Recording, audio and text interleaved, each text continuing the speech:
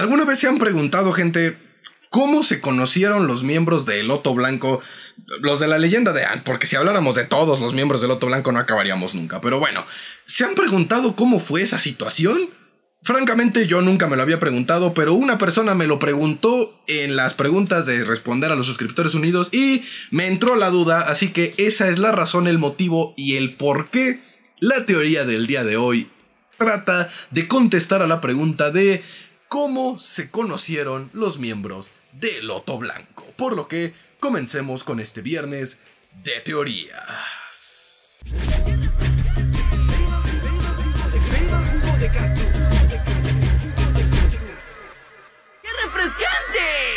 Ok, primero que nada sí es necesario hacer la explicación y la aclaración de que queda perfectamente claro, yo creo que para todos los que estamos demasiado inmiscuidos en el universo Avatar y para los que son un poco nuevecitos, creo que también ya les ha quedado claro que la organización de Loto Blanco no fue ni creada, ni empezada, ni cimentada por Airo,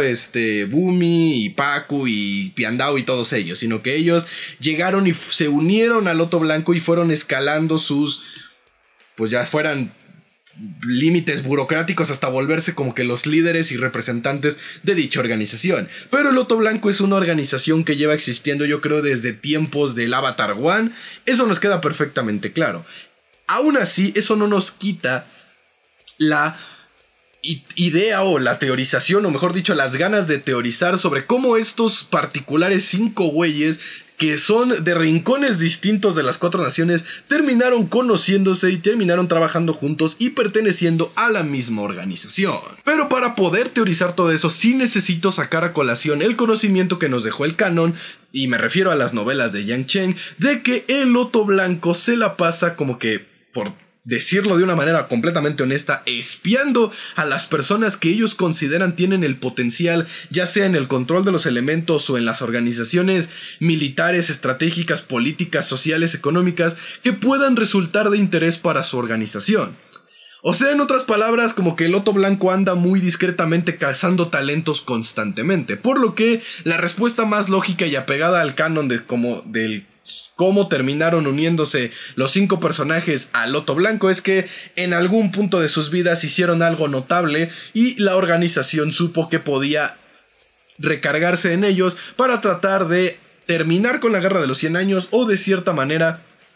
ayudar a que el resultado final no fuera tan desastroso para las 4 naciones. Esa es la respuesta más canon. Ahora, siguiéndonos al lado de la teoría, yo siento que el primero en unirse al Loto Blanco fue en definitiva Pakku. La razón por la que yo pienso esto es porque Pakku tuvo el primer detonante o el primer motivo para alejarse de la parte, por decirlo de una manera, pública de la vida de su aldea o social de la vida de su aldea y centrarse ya fuera en su entrenamiento, en su conocimiento o en hacer algo para mejorar la ayuda a su tribu. Y me refiero al corazón roto que le dejó cuando Hama lo abandonó. No estoy diciendo que todos los hombres cuando pierden a la mujer que aman se dedican a otras cosas y se cierran completamente, pero es una respuesta usual de las personas, sobre todo de nosotros los vatos, de que cuando perdemos a alguien que queremos mucho, terminamos por concentrarnos en otras cosas, ya sea el trabajo, ya sea el gym, ya sea el mejoramiento personal, esto y aquello. Entonces, tenemos el factor de que Pakku estaba dolido porque pues perdió al amor de su vida, no quiso casarse con él y tal vez ese fue el primer momento o la primer brecha en la que Pakku se dio cuenta de que algo estaba mal con la ideología de su tribu y tal vez eso incluso lo acercó a la política, lo acercó a los jefes de la tribu Agua para incluso intentar hacer un cambio y pronto fue absorbido por la vorágine de la ideología de la tribu Agua del Norte, pero vaya, eso pudo haberlo puesto en el foco público, porque a lo mejor Pakku sí era un gran maestro Agua y sí era uno de los más requeridos en la tribu Agua, pero no tenía influencias políticas o intereses de alzar políticamente su reputación, pero entonces Hama lo abandona y Pakku se acerca a esa parte, se vuelve la mano derecha del jefe de la tribu Agua del Norte y ahí es cuando se vuelve como que un punto de interés para el ojo de Loto Blanco, porque uno de los mejores maestros agua allegado al jefe de la tribu agua, claro que podría ser de sumo interés para una organización que busca tener su cuchara en los asuntos políticos de las 4 naciones. Y si a esto le agregamos un tantillo de que la tribu agua del norte fue la única que verdaderamente recibió ataques constantes de la Nación del Fuego y que nunca sucumbió a ninguno de ellos, y cuando digo ninguno me refiero a ninguno, porque Ba Sing Se, Iroh logró tirarle la muralla exterior, Azula logró conquistarla y básicamente Ba Sing Se, de los 4 ataques que recibió en toda su historia, terminó perdiendo 3 a lo largo de la Guerra de los 100 años. Entonces habla mucho de la resistencia de la tribu agua del norte, que pudo haber sido gracias a la organización y la política exterior del jefe de la tribu agua, pero también debió haber sido gracias al nivel de poder, de control y de manipulación del agua que tenía Pakku en su juventud. Así que yo siento que el primero en unirse a las filas de Loto Blanco fue Pakku. El segundo en unirse, o incluso tal vez se unieron a la par, pudo haber sido Bumi de Omashu, sobre todo porque él era un rey activo en la Guerra de los 100 años, completamente diferente a otros reyes del Reino Tierra, incluido este Kuei. O sea, Bumi sí sabía lo que estaba pasando con la guerra y sabía cómo enfrentarse a ella, manteniendo la ciudad segura por décadas, incluso hasta me atrevería a decir por 100 años, porque hay una teoría por ahí en el fandom que dice, de hecho creo que ya le hice video, va a estar apareciendo aquí arribita, de que Bumi era hijo del rey de Omashu y que la razón por la que conocía a Aang era porque los monjes muy discretamente llevaban a Aang a las 4 naciones para que conociera a nobles o a personas importantes que lo prepararan en su caminar como avatar. Es una teoría, pero vaya, si es cierta, Bumi se hizo rey de Omashu desde muy joven, probablemente desde los 20 años, lo que significa que el vato lleva en el poder 80 años, de los cuales solamente en el último año fue cuando la ciudad cayó y sucumbió y él terminó siendo encerrado. Pero yo estoy casi 100% convencido de que Bumi lo hizo para darle el camino a Aang y de que él se encargara ahora de las cosas, porque el avatar había regresado, en lo que Bumi hacía otras cosas. Así que francamente el pasado de Bumi no se me hace tan interesante, yo nunca lo he negado, Bumi es un personaje al cual yo no le encuentro bastante cariño, pero siento que el punto en el que Bumi se unió a Loto Blanco fue o debió haberse estado ubicado en el momento en el que él subió al trono y en el momento en el que se enfrentó a las primeras hordas de la Nación del Fuego. ¿Por qué cuando subió al trono o cuando se enfrentó a las primeras hordas de la Nación del Fuego? Porque cuando subió al trono, pues, ganó una posición importante políticamente hablando que podría influir en el Reino Tierra, cosa que al Loto Blanco le pudo haber interesado, ya que, recordemos, Omashu es una ciudad portuaria, o bueno, técnicamente es una ciudad fronteriza entre Nación del Fuego y Reino Tierra, y era una de las ciudades más importantes donde se realizaba el comercio entre las 4 naciones.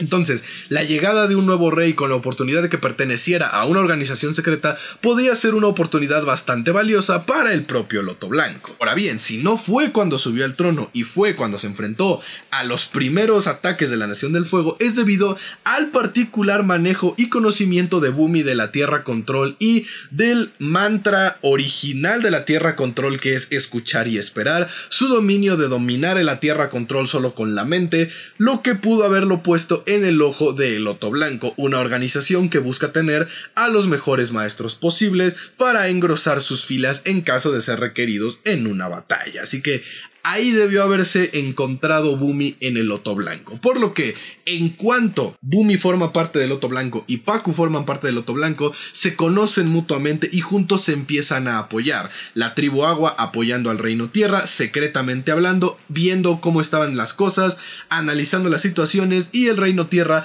protegiendo a la tribu Agua del Norte, ya sea viéndose un enemigo más atractivo o algo así, para evitar que la tribu Agua del Norte caiga.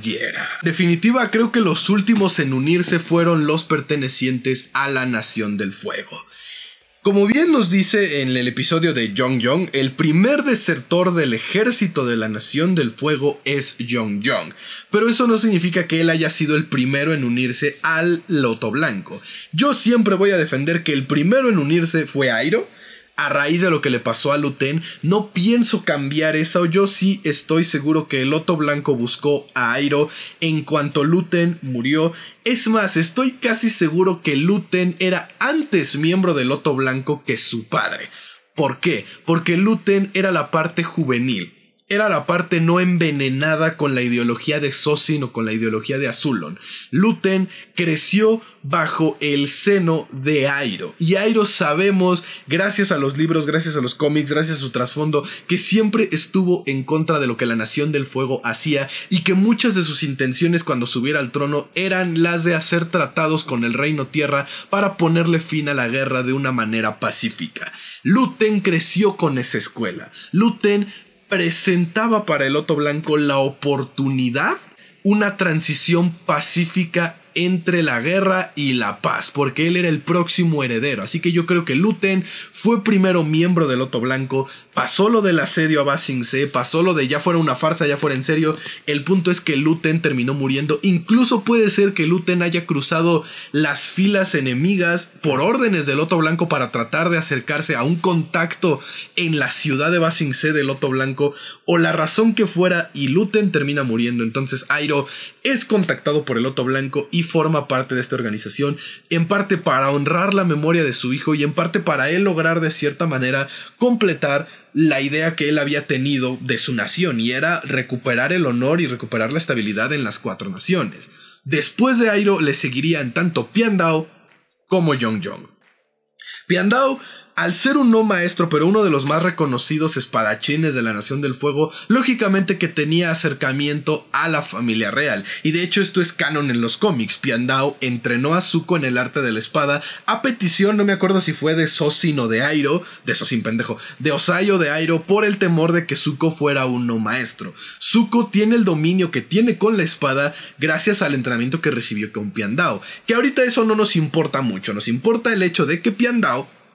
entrenó a Zuko porque conocía a la familia real. Así que yo voy a sustentar en esta teoría de que fue Airo el que mandó a Piandao al palacio para enseñar a Zuko el arte de la espada, y ahí fue donde Airo reclutó a Piandao para formar parte del Loto Blanco. Incluso hasta me atrevería a decir que a lo mejor Airo empezó a subir en el... Incluso hasta me atrevería a decir que a lo mejor Piandao luchó al lado de Airo como parte de su ejército, como parte de sus legiones, y lo conocía previamente. Pero el punto es que ese acercamiento con la familia real fue lo que hizo que Piandao se uniera al Loto Blanco. En cuanto a Yong-Yong, probablemente inspirado por lo que hizo Airo, o probablemente por un acontecimiento terrible en sus tiempos como soldado, o incluso en su infancia, terminó ganándole un odio a la Nación del Fuego y un odio a su propia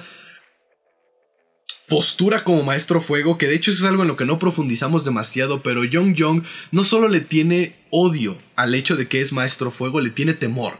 lo que me hace suponer que él hizo algo como soldado de la Nación del Fuego que lo llena de vergüenza, de lo que no está orgulloso y de lo que lo hace arrepentirse tanto de ser maestro fuego. Y esa necesidad de redención, esa necesidad de cambiar lo malo que hizo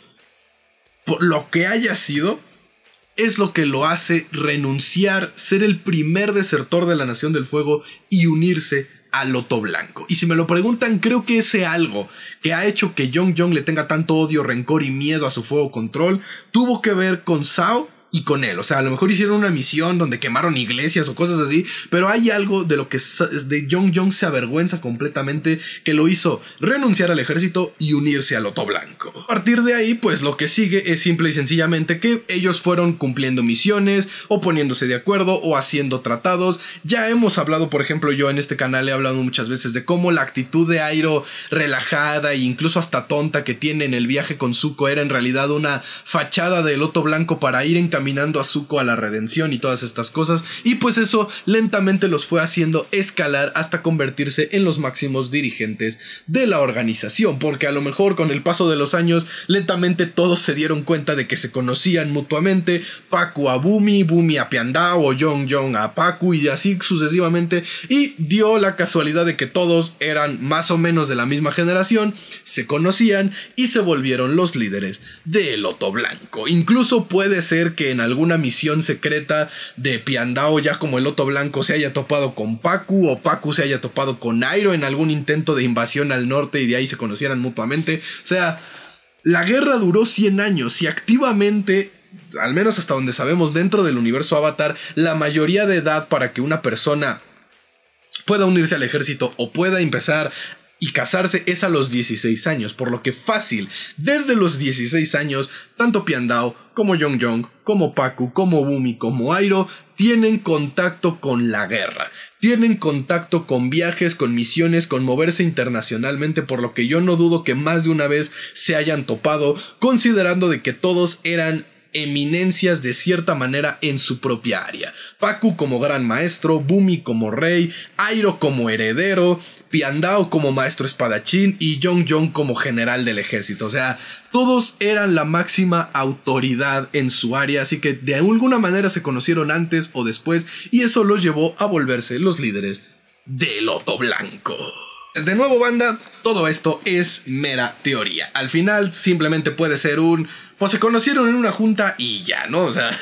afortunadamente esperemos que en el canon algún día se vuelva canon toda esta teoría, porque le da un trasfondo interesante a los personajes y al desarrollo del tema de la guerra y todas estas cosas. Así que pues espero este video les haya gustado y les haya entretenido. Nada más que agregar, banda, pues eso sería todo, así que yo me despido, esperando que se cuiden mucho, que la fuerza los acompañe y que no se les olvide que la separación de las naciones es una ilusión. Somos un solo pueblo. Adiós.